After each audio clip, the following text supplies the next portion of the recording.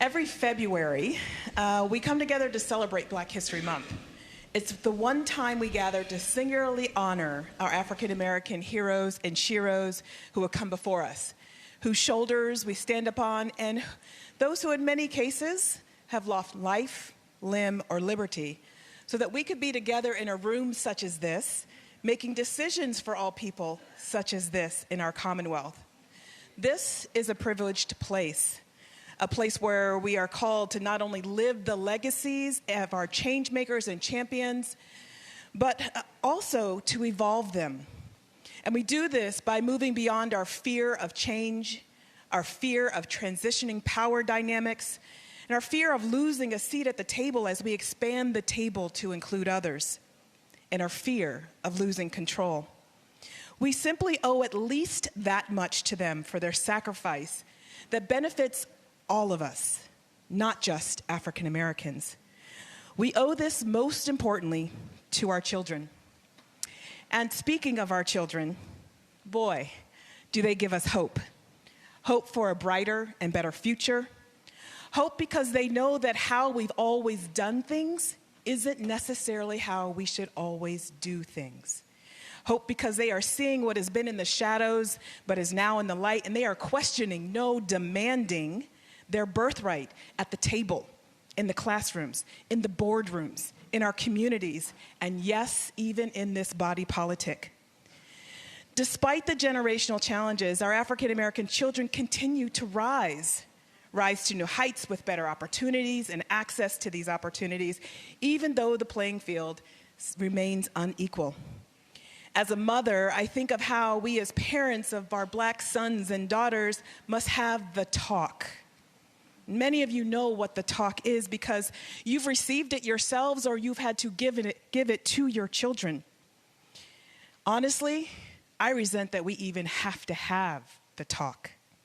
That we have to tell our children how to protect themselves against others in a world who will do them harm, who will obstruct their efforts, who will see them as simply less because of the color of their skin, the size of their nose, lips, or body, or the texture of their hair.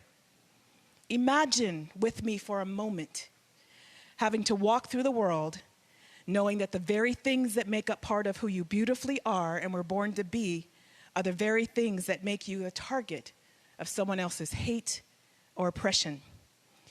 It's a parent's worst fear, worst nightmare. But truthfully, it should scare all of us.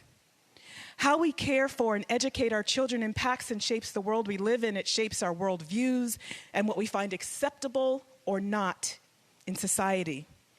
It shapes our prejudices, our isms, our biases, unconscious or otherwise, that express themselves even in this body. I think about our children who are beautiful, amazing, and incredible, and are watching.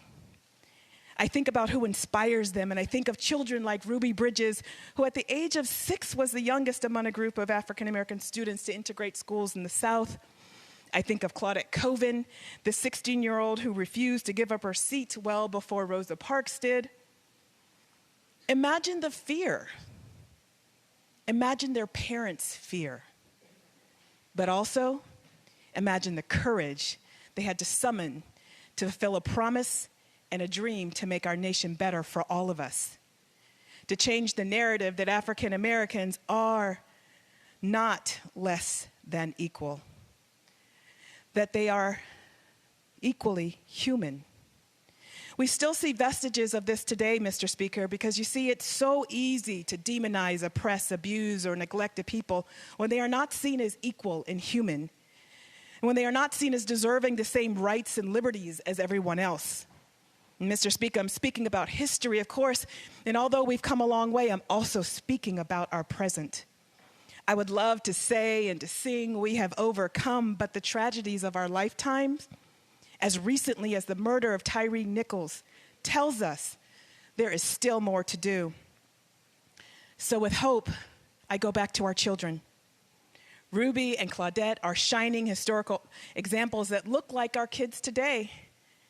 Just reflect on the student lobby days that we've all experienced, our new change makers and champions, Reflect on students like Elijah Lee, who I think many in this body have had the pleasure of meeting with. He's from Richmond, and at the tender age of 15 has become a powerful voice and champion for his generation. He stands on the shoulders of students like Ruby and Claudette, and many before and after him. Mr. Speaker, I will close with a thought and an invitation. The process of evolution is slow and fraught with challenging terrain, but it is also full of progress and triumph. It is worth the effort and the journey. It is also worth moving with a sense of urgency and purpose because, as the late James Baldwin asks, how much time do you want for your progress? How much more time? Mr. Speaker, the time is now, and the opportunity and hope resides in each of us, from the youngest of our children to the most seasoned of our wise elders. And I invite each of us to expand our circles, expand our thinking, and to speak with others who think differently, to engage in the difficult conversations, to grow understanding that helps us move from judgment to discernment and honest discourse. I invite you to believe, not to dismiss or minimize the lived experiences and realities of African Americans.